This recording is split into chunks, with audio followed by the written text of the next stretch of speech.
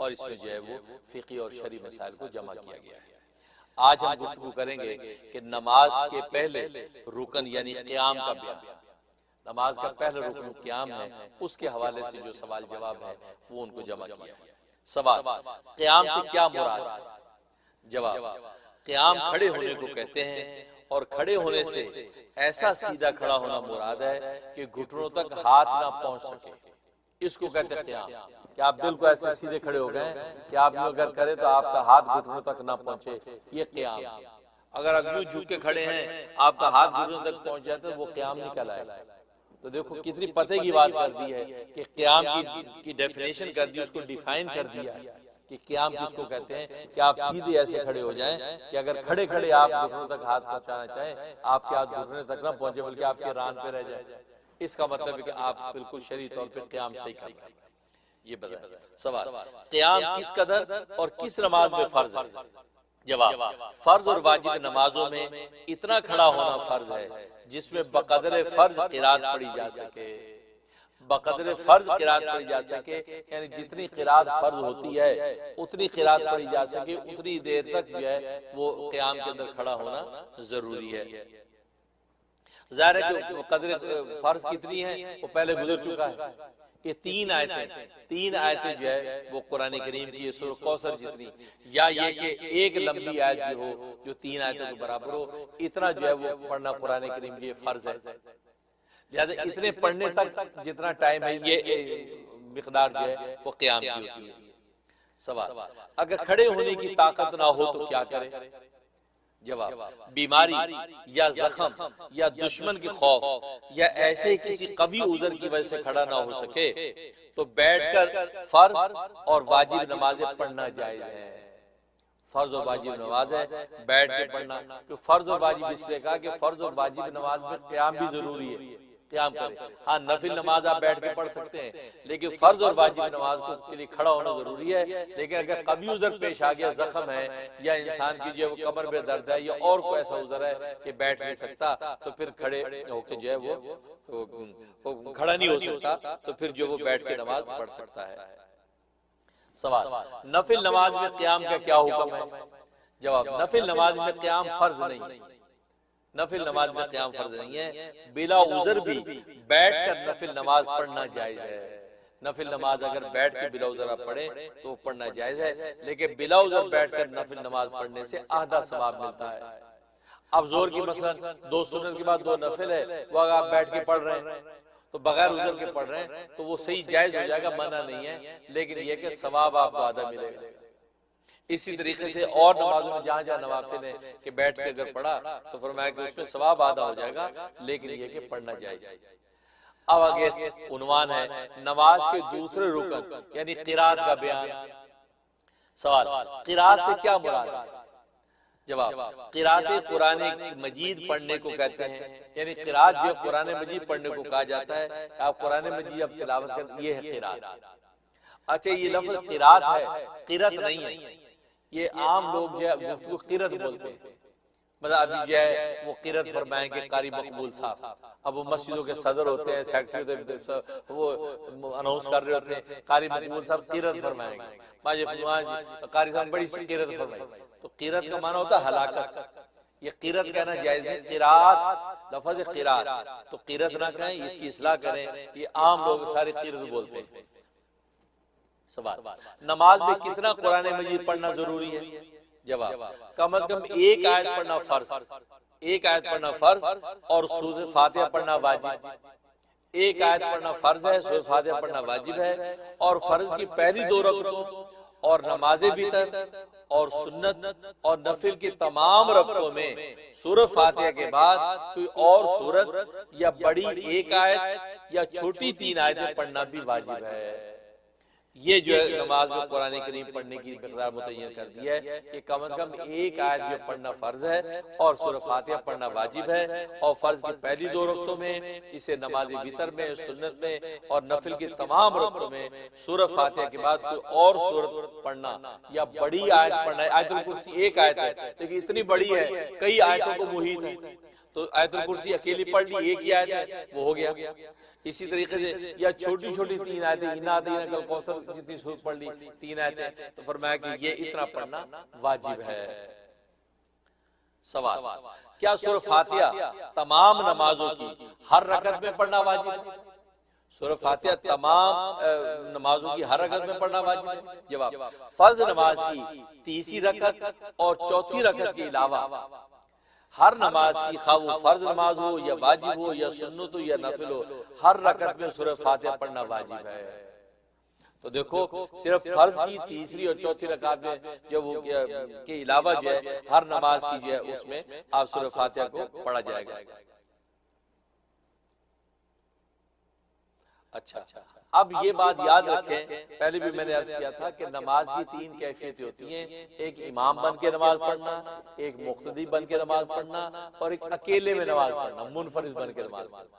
تو نبی کریم صلی اللہ علیہ وسلم نے تینوں کی الگ الگ کیفیت کو متعین کیا ہے۔ اگر امام کا بن کے آپ نماز پڑھ رہے ہیں تو ظاہر ہے کہ سورہ فاتحہ پڑھنا آپ پر واجب ہے، امام سورہ فاتحہ پڑھے گا لازمی۔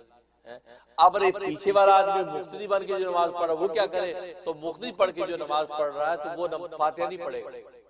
اس کے لیے نبی نے ہدایت دے دی کہ من کان لہ امام فقراۃ الامام لہ قراۃ، کہ جو یہ ایسا ہو کہ جس کا امام ہے اور وہ مقتدی بن کے نماز پڑھ رہا ہے تو امام کی جو قرات ہے وہی مقتدی کی قرات ہے۔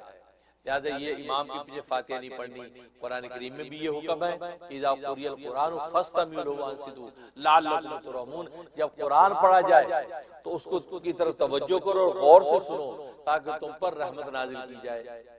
لہٰذا امام جب قرات کر رہا ہے، بھلے وہ سری قرات کر رہا ہے، آہستہ کر رہا ہے، بھلے جہری اونچی کر رہا ہے، آپ نے اللہ اکبر کر کے بس پیچھے ہاتھ باندھ لینے ہیں، امام جو وہ آگے سورہ فاتحہ پڑھ رہا ہے اور سورہ ملا رہا ہے۔ یہ مسئلے کو اچھی طرح سمجھ لیں۔ اور دوسری کیفیت ہوتی ہے منفرد اکیلے نماز پڑھنے کی، تو اکیلے منفرد جب نماز پڑھیں گے تو آپ فاتحہ پڑھیں گے۔ تو گویا کہ امام اور منفرد ان دونوں کے لیے حکم ہے کہ آپ کو فاتحہ ہر ایک میں پڑھنا ہے، لیکن مقتدی کر کے آپ تابع ہو کر نماز جب پڑھیں گے تو حکم بدل گیا، اس کے لیے الگ ہدایت دے دی گئی کہ آپ مقتدی بن کے امام کے پیچھے فاتحہ نہیں پڑھیں گے۔ یہ اس حقیقت کو سمجھ لیں۔ سوال، اگر کسی کو ایک آیت بھی یاد نہ ہو تو کیا کرے؟ کیا کرے؟ جواب، سبحان اللہ یا الحمدللہ بجائے قرات کے پڑھ لیں۔ کہ اگر کسی کو کچھ بھی نہیں آتا پیچھے کھڑا ہو کے سبحان اللہ الحمدللہ الحمدللہ پڑھتا رہے تو یہ قرات کی جگہ پڑھ لے، اور جلد سے جلد اس پر قرآن مجید سیکھنا اور یاد کرنا فرض ہے۔ نئے نئے جو مسلمان ہوتے ہیں ان کو آپ سبحان اللہ یاد کرا دیں کہ آپ سبحان اللہ کر کے قیام کریں، پھر رکوع میں چلے جائیں، اور اسی طریقے الحمدللہ کر کے آپ جو قرآن کی جگہ پڑھتے رہیں، لیکن جب جلد از جلد آپ کسی قاری حافظ قرآن سیکھیں۔ قرات فرض کی مقدار یاد کر لینا فرض، اور واجب کی مقدار واجب ہے، اور نہ سیکھنے میں سخت گناہ گار ہوگا۔ یعنی قرات جو فرض کتنی؟ ایک آیت جو وہ یاد کر لینا فرض، یاد ہو اتنی آیت تو یاد فوراً کر لے، اور واجب کی مقدار یعنی 3 آیتیں پڑھنا، تو گویا کہ یہ ایک بڑی آیت جو 3 کے برابر، تو واجب ہے، اتنی مقدار واجب ہے، اور نہ سیکھنے میں سخت گناہ گار ہوگا۔ اب اگر کوئی نہیں سیکھتا اور الحمدللہ یا سبحان اللہ بھی ساری زندگی گزار رہا ہے تو وہ گناہ گار ہو رہا ہے، اس کو چاہیے کہ قرآن سیکھنے کی کوشش کرے۔ سوال، قرآن مجید کس کس نماز میں زور سے پڑھنا چاہیے؟ جواب، امام پر واجب ہے کہ نماز مغرب نمبر 2 اور عشاء کی پہلی 2 رکعتوں میں، نماز مغرب اور عشاء کی 2 رکعتوں میں، اور فجر اور جمعہ اور عیدین کی نمازوں میں، اور رمضان المبارک کے مہینے میں تراویح اور وتر کی نمازوں میں آواز سے پڑھے۔ اس میں جہری قرات کی جائے گی، اونچی بلند آواز سے بالجہر پڑھا جائے گا، یہ حقیقت یاد رکھیں۔ سوال، کن نمازوں میں قرات آہستہ کرنی چاہیے؟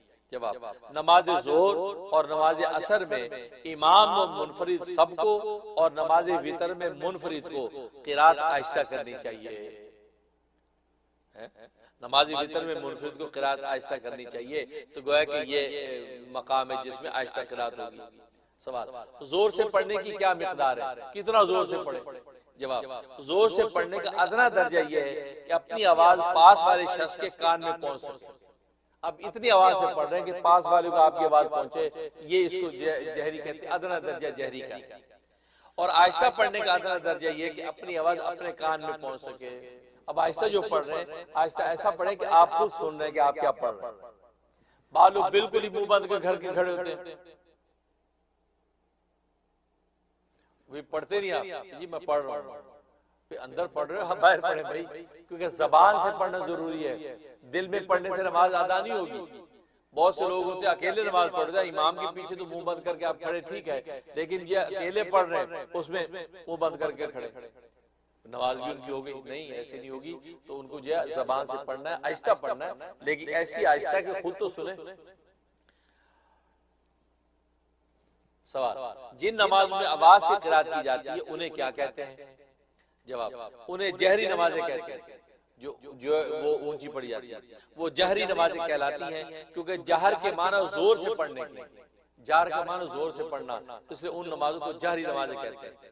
مطلب فجر کی نماز جہری ہے, عشاء کی نماز جہری ہے, مغرب کی نماز جہری نماز ہے. جواب, سوال, جن نمازوں میں آہستہ قرات کی جاتی ہے انہیں کیا کہتے ہیں؟ جواب, انہیں سری نمازیں کہتے ہیں. سری کہلاتی ہے, سر میں نہیں راز, سری آہستہ, کیونکہ سر کے معنی آہستہ پڑھنے کے, تو سری نمازیں کہلاتی ہیں. عصر کی نماز, زور کی نماز, یہ سری نماز ہے. تو سری نماز جس میں قرات آہستہ ہوتی ہے. سوال, اگر کوئی شخص زبان سے الفاظ نہ کہے صرف خیال میں پڑھ جائے تو جائز ہے یا نہیں؟ ابھی جو میں نے بات کہی تو خیال سے پڑھ رہا ہے, زبان سے نہیں پڑھ رہا, تو جب صرف خیال دوہرا لینے سے نماز نہ ہوگی بلکہ زبان سے پڑھنا ضروری ہے. خیال کو دوڑا رہا ہے تو زبان سے پڑھ نہیں رہا, اس صورت میں اس کی نماز نہیں ہوگی, اس کو زبان سے پڑھنا ضروری ہے. نماز کے تیسرے رکن یا رکوع اور چوتھے رکن یا سجدے کا بیان. سوال, رکوع کی ادنا مقدار کیا ہے؟ جواب, رکوع کی ادنا مقدار اس قدر جھکنا ہے کہ ہاتھ گھٹنوں تک پہنچ جائیں. اتنا جھکنا ہے کہ ہاتھ گھٹنوں تک پہنچ جائیں, تو یہ رکوع کی ادنا مقدار ہے. سوال, رکوع کا مسنون طریقہ کیا ہے؟ جواب, اس قدر جھکنا کہ سر اور کمر برابر ہو جائے, سر اور کمر برابر ہو جائے, اور ہاتھ پسلیوں سے جدا رہے. یہ ہاتھ جو یہ پسلیوں سے جدا, یوں نہیں کرنا, جدا رہے, اور گھٹنوں کو دونوں ہاتھوں سے پکڑ لیا جائے, اور دونوں ہاتھوں سے گھٹنے پکڑ لیے. یاد رکھیں یہ مردوں کے لیے طریقہ ہے, عورتوں کے لیے نہیں ہے. عورتوں کا طریقہ آگے آئے گا, عورتوں کا جو طریقہ رکوع کا, کیونکہ عورت کے وجود میں سطر کا لحاظ رکھا گیا ہے, لہذا رکوع میں اتنا نہ جھکے جیسے مرد اپنی کمر کو سر کو برابر کرتا ہے, تو اس کے جو ہے کہ سطر کے خلاف, اس کے پردے اور حیا کے خلاف ہے. لہذا وہ اتنا جھکے کہ اس کے ہاتھ میں گھٹنوں تک پہنچ جائے, اتنا جھکے, اور وہاں بھی اس کو پکڑے نہیں, ایسے وہ گھٹنوں پہ ہاتھ رکھ لے, بس اتنا کافی ہے اس کے لیے. اس کے اتنا جھکنا ضروری نہیں, اور یہ ہاتھوں کو بھی اتنا کھولنے ضروری نہیں, بس وہ اپنے آپ کو جتنا سمیٹ کے کرے گی اور پھر اتنا ہی زیادہ جو ہے وہ بہتر ہے, کیونکہ حدیث میں عورتوں کی نماز کا طریقہ زیادہ سطر کے لحاظ سے بتلایا گیا ہے. اس کا جھکنا کہ سر اور کمر برابر رہے اور ہاتھ پسلیوں سے جدا رہے اور گھٹنوں کو دونوں ہاتھوں سے پکڑ لیا جائے. سوال, اگر بڑھاپے کی وجہ سے اس قدر کمر جھک جائے یا کوئی اتنا کبڑا ہو کہ رکوع کی شکل ہو جائے تو رکوع کس طرح کرے؟ وہ بیچارہ اتنا کبڑا ہو گیا کہ رکوع ہو چکا ہے, وہ رکوع میں رہتا ہے بیچارہ, وہ کیا کرے؟ وہ جیسے کسی منچلے نے کہا تھا کہ بڑے میاں چلے جا رہے تھے, بالکل کمان بنے ہوئے تھے, تو کسی منچلے لڑکے نے کہا کہ انکل یہ آپ نے کمان کتنے کے لیے؟ وہ جو کمان بالکل کمان بن گئی کمان, کہ یہ کمان آپ نے کتنے کے لیے؟ تو بڑے میاں بھی تو بڑے میاں تھی, زندگی گزاری ہے, کہتے کہ بال سفید نہیں کیے دھوپ میں, تجربے کی. تو مسکرا کے فرمایا, بیٹا میری عمر کو پہنچو گے تو مفت میں مل جائے گی, میری عمر کو پہنچو گے مفت میں مل جائے گی. تو حقیقت یہ ان کپڑوں پہ کیا ہنسنا کہ زندگی میں کیا ہونے والا ہمیں کچھ پتہ نہیں. آج جوانی کا ناز انسان دکھاتا ہے, اسے اللہ تبارک و تعالی یہ آپ کی حفاظت کرے. اس لیے فرمایا تو کبڑا ایک رکوع کی شکل بن چکا, آپ کے وہ رکوع کیسے کرے گا؟ تو جواب, سر سے اشارہ کر لے.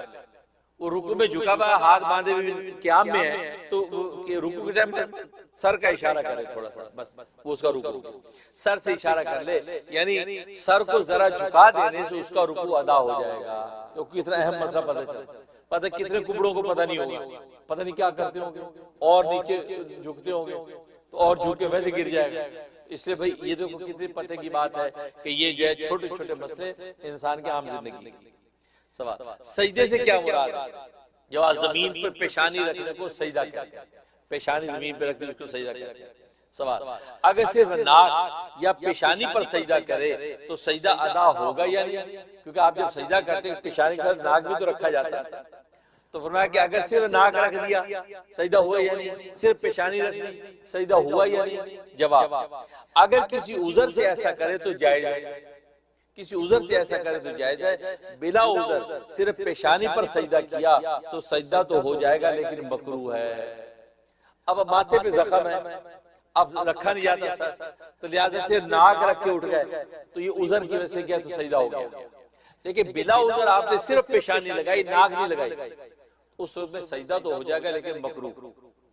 اور بلا عذر سے ناک پر سجدہ کرنے سے سجدہ ادا نہیں ہوگا۔ اگر عذر کوئی نہیں ہے، اب ناک سے ناک لگا دی، یا ناک اتنی لمبی ہے کہ ناک ہی لگی، سر لگ ہی نہیں رہا، سر لگانے کے لیے مزید اور جھکنا پڑتا ہے تو ناک پہ اکتفا کر کے کھڑا ہو گیا تو سجدہ نہیں ہوگا، کیوں سجدہ پیشانی رکھنے کو سجدہ کہتے ہیں، ناک رکھنے کو سجدہ نہیں کہتے۔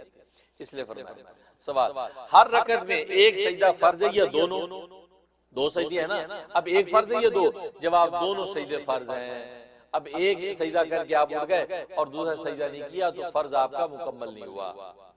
سوال، اگر پیشانی اور ناک دونوں پر زخم ہو تو کیا کرے؟ جواب، سجدے کا اشارہ سر سے کر لینا ایسے شخص کے لیے کافی ہے۔ ناک پہ بھی زخم ہے، سر پہ بھی زخم ہے، کیا کرے؟ اس میں وہ سجدے کا اشارہ کر لے تو وہ کافی ہے، اس کو سر لگانا زمین پہ ضروری نہیں ہے۔ سوال، پہلے سجدے کے بعد کس قدر ٹھہر کر دوسرا سجدہ کرے؟